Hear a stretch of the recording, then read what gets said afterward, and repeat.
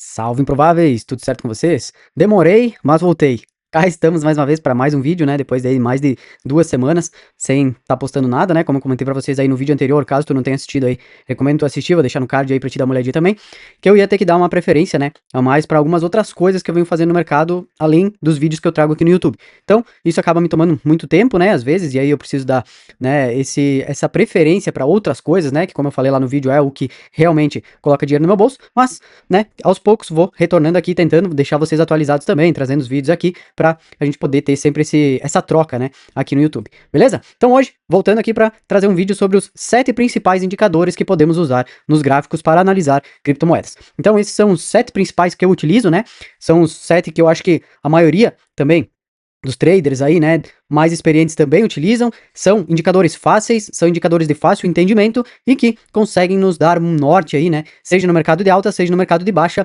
seja, né, em como o mercado tá acontecendo. Então hoje a gente vai passar por esses 7 indicadores, então fica comigo até o final do vídeo, que a gente vai passar um por um e a gente vai comentar um pouco sobre cada um deles, sobre como eu utilizo e como a gente consegue utilizar para ter um norte aqui no mercado cripto, beleza? Então, aquela velha máxima de sempre, chega, deixando o likezinho aí, compartilha com aquele teu amigo que também curte esse tipo de conteúdo e não esquece de dar uma olhadinha se tu tá inscrito aqui no canal, porque a gente passava aqui, na verdade, toda segunda, quarta e sexta, a gente passa aí às vezes uma vez por semana, uma vez a cada 2 semanas, mas se tu tiver inscrito aqui, com certeza o YouTube vai te notificar e assim que a gente trazer um conteúdo novo aqui, tu vai estar sendo notificado para poder estar por dentro de tudo que tá acontecendo no mercado cripto, tá certo? Então vamos cair aqui pra dentro da minha tela e vamos entender quais que são então esses 7 indicadores que todo trader, todo investidor de cripto precisa conhecer.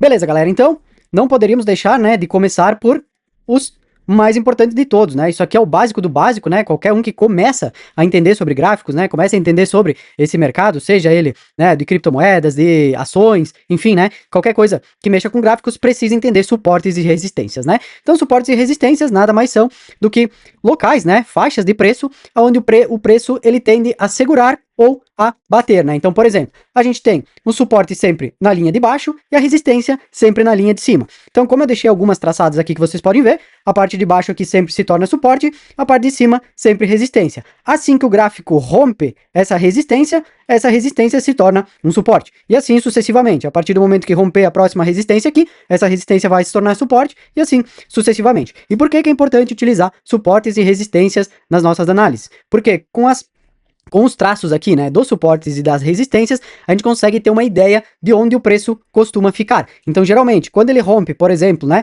uma tendência como a gente tinha aqui, ó, a gente tinha uma tendência de baixa, ela veio, segurou aqui, né, bateu no suporte e ela fez o quê? Ela rompeu esse suporte aqui. Qual é a tendência a partir disso? É ela vir buscar o suporte mais baixo. Então, ela vai vir buscar o próximo suporte, que é esse que a gente desenhou aqui embaixo. Então, ele tende a vir aqui, né? Se a gente pegar e analisar aqui os gráficos, a gente vai ver que geralmente isso acontece, né? Quando rompe aqui, ela vem, bate, vai buscar lá embaixo. Volta, bate aqui, segurou. Deu uma recuada aqui, pegou impulso, rompeu. Seguiu, bateu lá em cima de novo, desceu. Então, vocês podem ver como eles servem, né, como ímãs, geralmente, né, os suportes e as resistências. Então, eles acabam atraindo o preço, geralmente, para essas faixas de preço. Então, a gente não pode se basear muito, tá, como linhas, por quê? Porque geralmente são faixas de preço. A gente traça uma linha para ficar mais intuitivo de ver, mas o mais correto seria, por exemplo, traçar até um retângulo aqui, né? Assim a gente consegue ter uma visibilidade melhor das faixas de preço onde costumam se instaurar, né, os suportes e resistências. Então,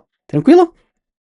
Seguindo então, a gente vai para o VPVR. O que é o VPVR? VPVR é volume de determinado preço, por exemplo. Então a gente tem aqui as faixas azuis e amarelas, que são compra e venda, então a gente consegue analisar aonde estão os maiores pontos de compra e venda, onde os traders, né, os investidores, eles costumam manipular mais o preço, né, comprar mais, vender mais, enfim, e aonde a gente tem gaps de preço, como a gente tem, por exemplo, esse buraco aqui no meio, né, onde a gente não tem muita movimentação. Então a gente vê que nesses gaps aqui, geralmente não tem muita transação ali, não tem muita gente comprando e não tem muita gente vendendo. Então o que acontece geralmente, tá? Geralmente quando a gente tá aqui nesses volumes maiores, e depois a gente cai, por exemplo, de preço, a gente passa esse vão aqui e vai buscar esses patamares onde a gente tem maior volume de negociação. Então é interessante usar o VPVR justamente por isso. Também para ter uma ideia de onde o preço pode vir a partir do momento que ele deixa de ser negociado em determinado valor. Então, por exemplo, como a gente pode ver aqui, né? Aqui nessa faixa de preço aqui em cima, a gente tinha bastante volume de negociação.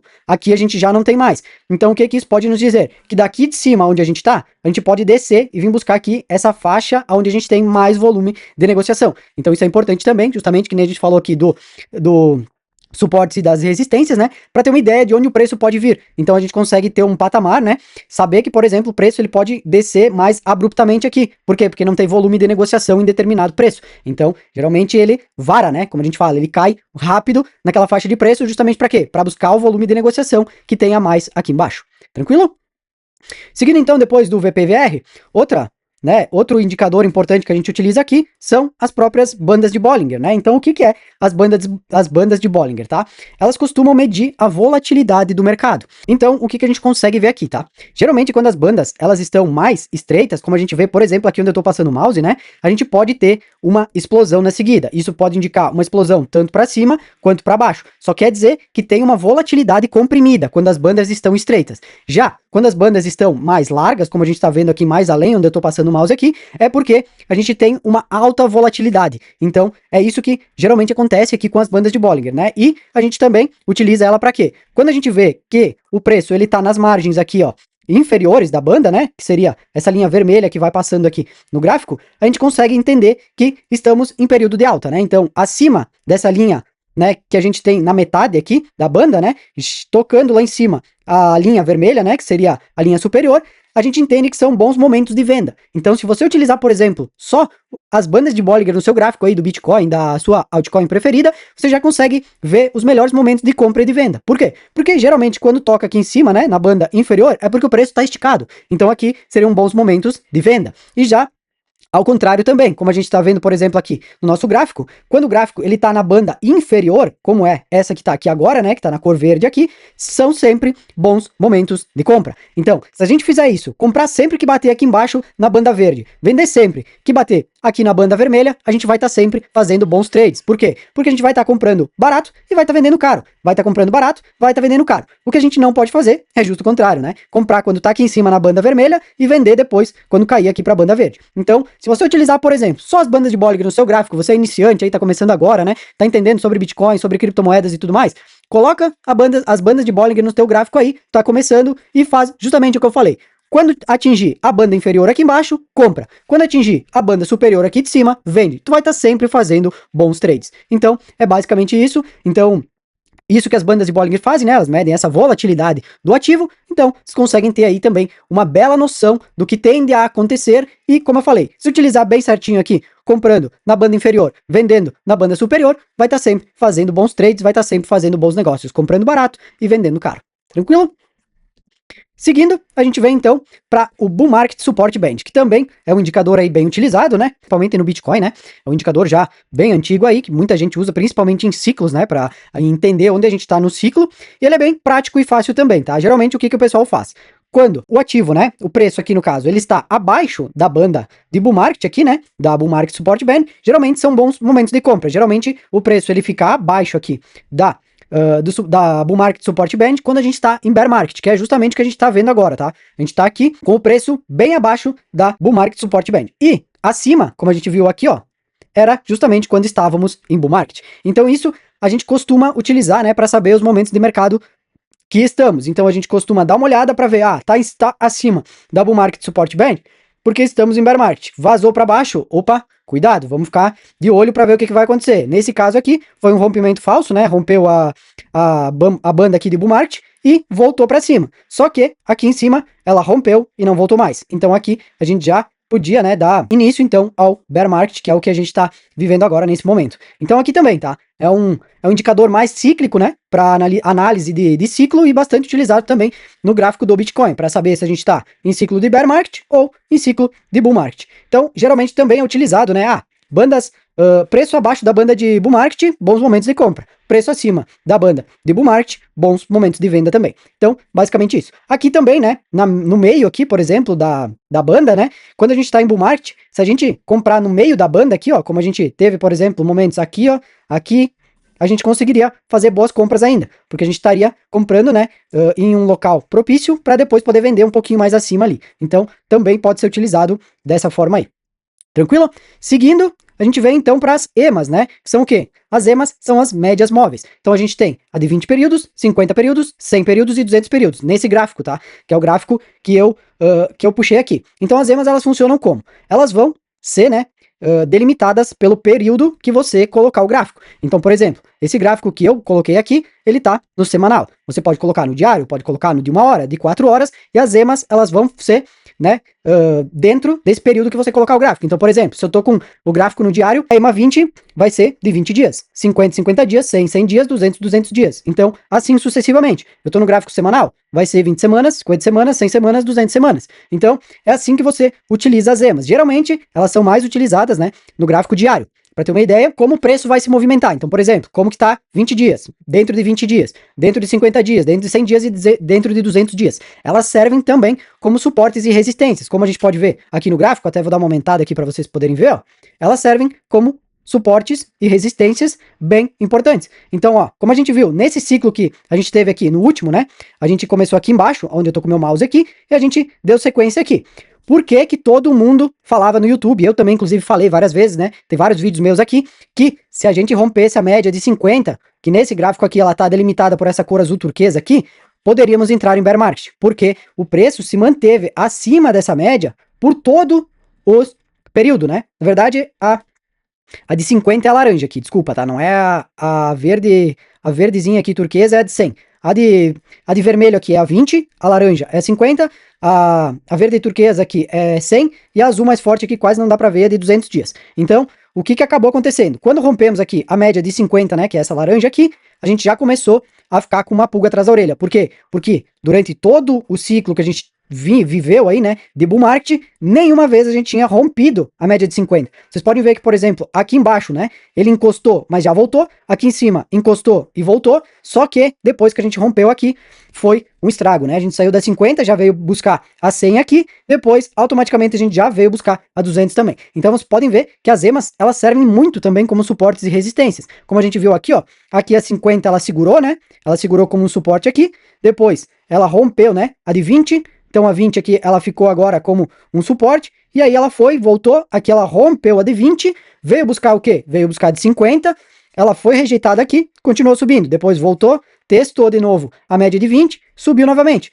Aí depois veio, testou, subiu, rompeu a de 20, veio buscar a de 50, não segurou, rompeu, foi para a de 100, da de 100 ela andou um pouquinho de lado aqui, depois desceu e veio buscar a de 200. Então a gente consegue, com as próprias médias móveis, né, a gente consegue ter uma ideia aí de suportes e resistências, justamente porque o preço ele acaba indo para essas faixas de preço aqui, buscando justamente as médias. Então, as médias elas servem também, né, para você utilizar como suportes e resistências para ter uma ideia de onde o preço pode ir. E como a gente falou também nos vídeos anteriores aqui do canal, né, sempre falávamos sobre essa questão, né, da média de 50, né, que era um perigo romper e não conseguir retornar, porque provavelmente viria, né, buscar aqui a média de 100, que foi justamente o que aconteceu, andou de lado, não conseguiu sustentar na de 100, veio buscar a de 200. Então a gente consegue ter esses parâmetros, né, de movimentação do preço quando a gente consegue colocar essas médias todas juntas, né? Eu, inclusive, tenho, né, todas essas médias no mesmo indicador, como eu coloquei aqui, né?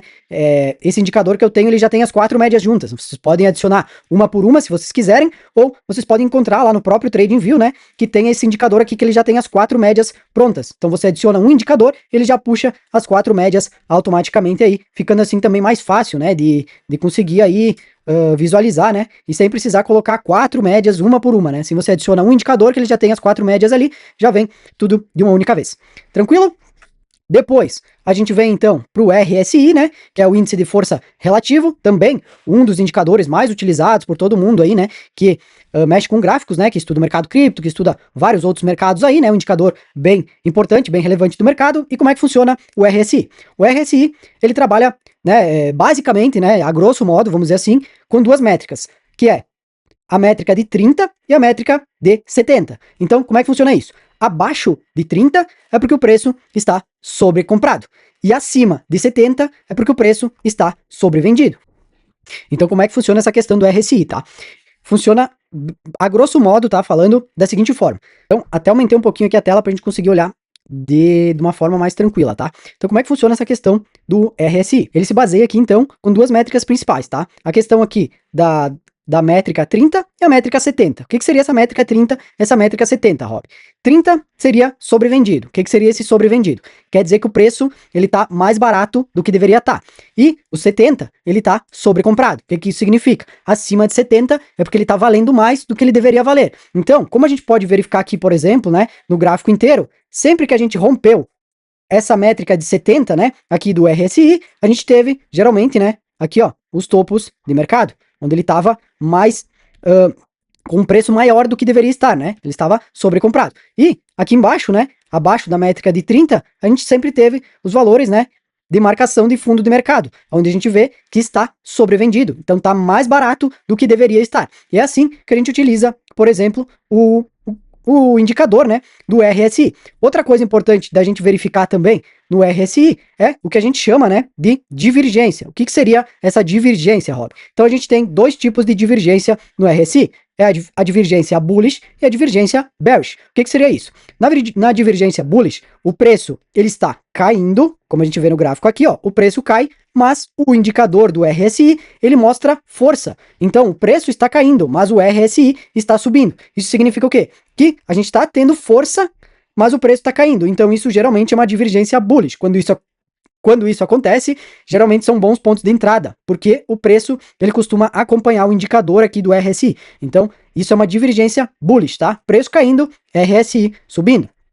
E a divergência bearish, né, então, é justamente o contrário. É o quê? É o preço subindo e o RSI caindo. Por quê? Porque isso mostra que a força relativa está caindo, mesmo com o preço subindo. Então, esse preço subindo, ele pode ser só algo manipulado, porque a força, né, que é o que geralmente comanda realmente o preço, ela tá caindo. Então, geralmente, esse preço que tá subindo, ele tende a cair. Então, muita gente usa isso também para fazer trades de curto prazo, né, de médio prazo, um day trade, um swing trade, né? Eles utilizam o RSI como uma métrica, né, um indicador importante para poder saber o que fazer, utilizando, por exemplo, essas divergências que acabam acontecendo entre o preço e o próprio RSI. Tranquilo? Seguindo então, o último indicador aqui do 7, né, é um dos mais básicos de todos, que é o quê? É o volume. É o quê? É a gente saber se tem mais volume de venda, né, que são os candles vermelhos aqui embaixo, ou volume de compra, que são justamente os candles verdes aqui. Eles geralmente costumam antecipar movimentos de mercado, porque volume alto de venda, geralmente o preço ele tende a cair, ó, como a gente pode ver aqui, ó, a gente viu barras grandes, até vou aumentar aqui, ó, pra gente poder ver, ó, a gente viu barras grandes aqui, ó, de venda. O que aconteceu com o preço depois? Ele tende a cair.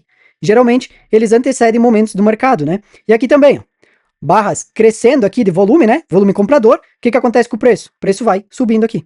Então, eles costumam anteceder esses movimentos do mercado também, seja eles de alta ou de baixa. Então, a gente consegue dar uma olhada aqui nos volumes de negociação em determinado preço, né, em determinado momento do mercado. Quanto mais barras vermelhas e quanto maiores elas forem, mais pessoas vendendo. Quanto mais barras verdes e quanto maior elas forem, mais volume comprador vai ter naquele ativo ali. Tranquilo? Então, seria basicamente isso, né, galera? Trouxe aqui os 7 principais indicadores, né, que eu utilizo, que vários traders aí, né, vários investidores que eu conheço também utilizam, né, se apropriam muito bem de todos esses 7 aqui. Na minha opinião, tu não precisa muito mais do que isso, principalmente se tu for uma pessoa que investe para mais longo prazo, né, que não fica ali tradando todo dia, fazendo coisas de curtíssimo prazo. Isso aqui vai conseguir te deixar muito bem informado e assim tu vai conseguir tomar muito melhor as tuas decisões utilizando, por exemplo, esses 7 indicadores que a gente passou no vídeo de hoje. Então, vou ficando por aqui por hoje. Qualquer dúvida que tiver sobre algum indicador, deixa aqui embaixo. Se eu falei alguma coisa aqui que talvez esteja diferente da forma como tu aprendeu algum desses indicadores, deixa aqui embaixo também. A gente sempre vai se ajudando aqui, sempre vai tendo essa troca de conhecimento, faz bem para todo mundo e aqui não tem ego, aqui não tem nada. Então, sempre gosto que vocês deixem a opinião de vocês aqui embaixo, deixem o que vocês aprendem aqui também. Qualquer dúvida, qualquer coisa, deixa aqui nos comentários, que é sempre importante essa troca entre mim e entre vocês aí do outro lado. Tá certo? Então por hoje, eu vou ficando por aqui. Fiquem todos com Deus e nunca esqueça, disciplina é o único atalho.